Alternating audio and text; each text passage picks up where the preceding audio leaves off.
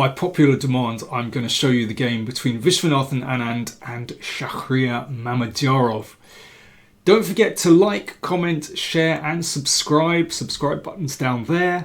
And support us too. Help keep the lights on. You'll find the links to PayPal and Patreon.com up there. And also down there somewhere too, I hope.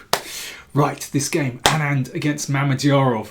So far in the tournament, Vishy playing a very responsible tournament. He's a responsible middle-aged man, by contrast with Kramnik, who's having a kind of a midlife crisis, it seems to me. But Vishy, very comfortable in himself. He knows when to push it, how far to push it, when to just take a day off and take an easy draw, and when to go for it against certain players. Interesting to see this game against Mamedyarov, who of course has been on great form, but so far in this tournament, well, quite a few draws and a loss against Carlsen. So let's see what happened. Anand plays his favourite pawn to e4. Caro-Kann from Mamedyarov. Well, Shakh plays everything. You know, he specialises in some variations of the Spanish with black. I'm surprised to see the Caro-Kann because, of course, this is a great favourite of Vishy's as well. Anand plays this very, very sharp move, e5, which has enjoyed a resurgence on the top levels over the past few years. But Vishy knows his theory very well, and from both sides of the board he plays this with black too. And now, of course, the most popular move is bishop f5 to bring the bishop outside the pawn chain before playing e6. But Shakh clearly wants a complicated fight, and he plays c5, which is a very interesting move. This goes into a French defence. A French defence where obviously black has played the pawn to c5 in 2 moves. So black has lost the tempo. However, it's not so usual for white to give up the centre in these kind of advanced positions. So this is what black is banking on, that actually white doesn't have as much central control as in other variations of the French, and hopes to use this diagonal for the bishop. But, well, the battle lines are drawn. White is trying to keep control here. Well, let's see how things develop. And bishop d3, so the bishop comes to this nice diagonal. Knight g6 blocks the bishop and starts to put pressure on this pawn. So you can see it's the fact that that pawn is out there on its own without the support of a pawn on d4. This is what makes the position interesting for black. Can black fight against this pawn on e5?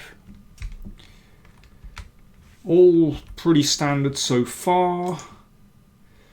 And Vishy plays b4 to gain some space on the queen side and start to cramp black's minor pieces.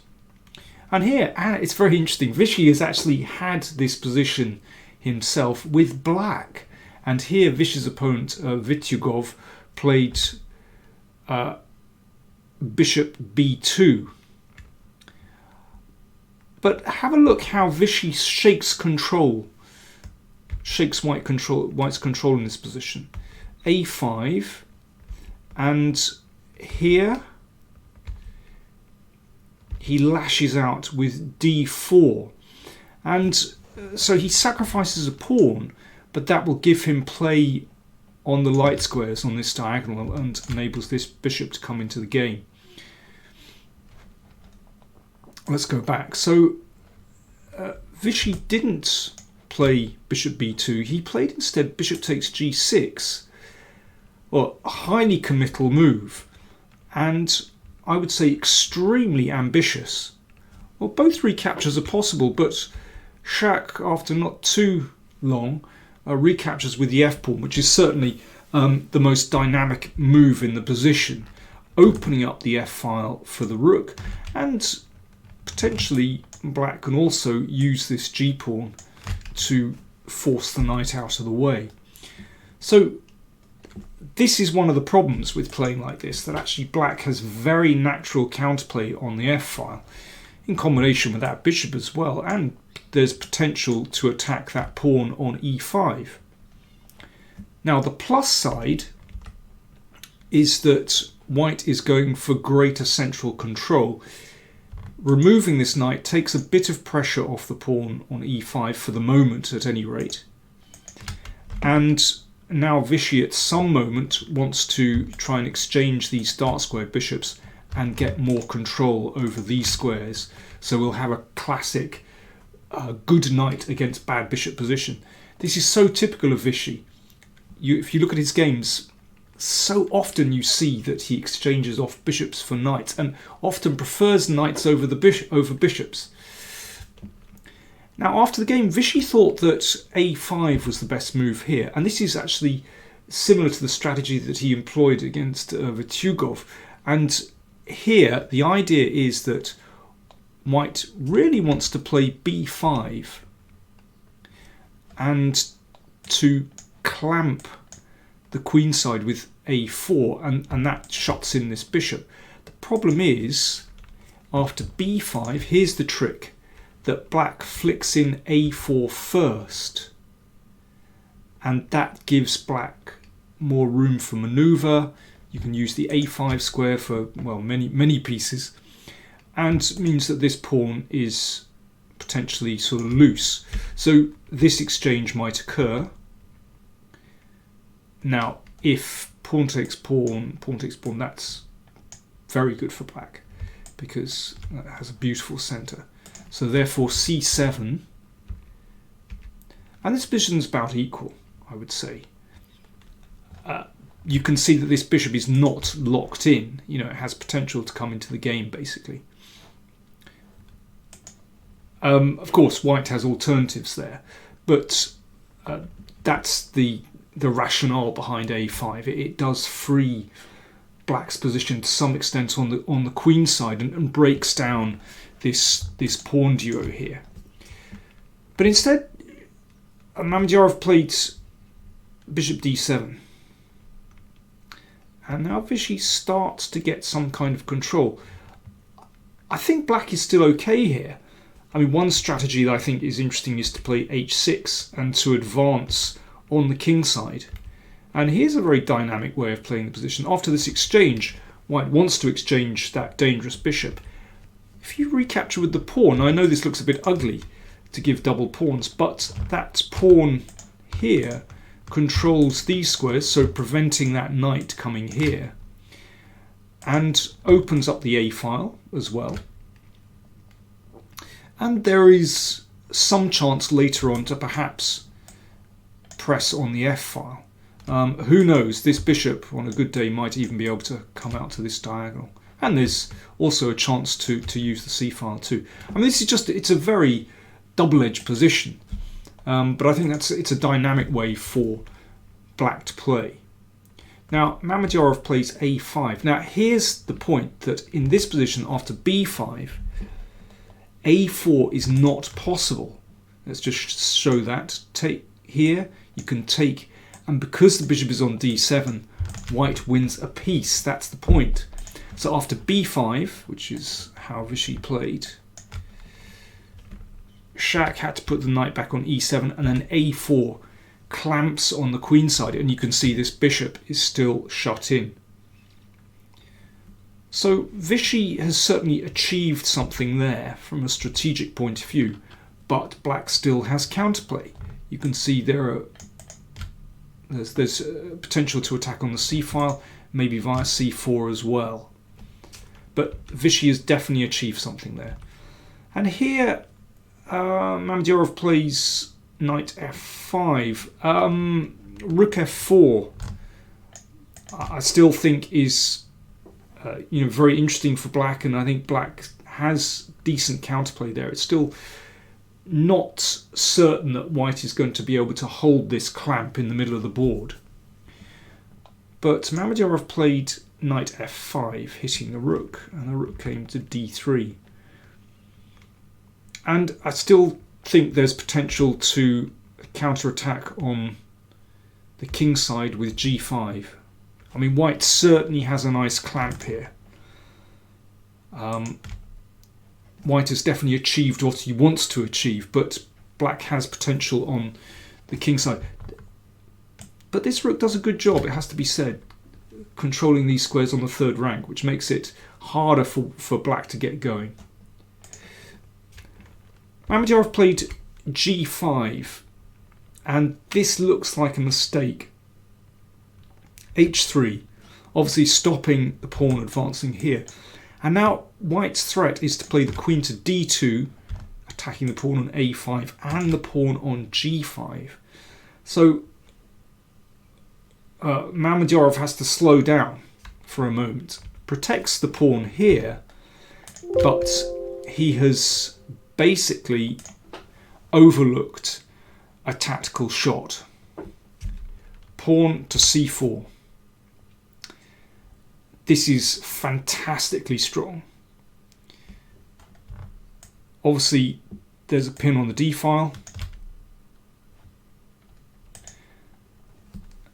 Threat, pawn takes pawn, so rook takes pawn is just about forced, and rook takes d5. I mean, this almost wins on the spot.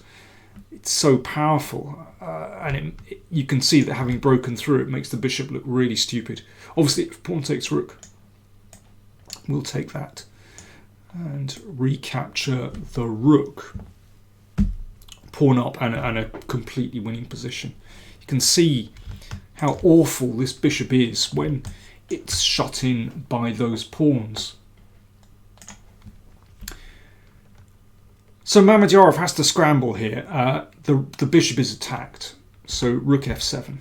Now, of course, having blocked the diagonal to the king, pawn takes rook is a threat. So the rook comes back. And, well, this is just a very, very unpleasant position for black to play.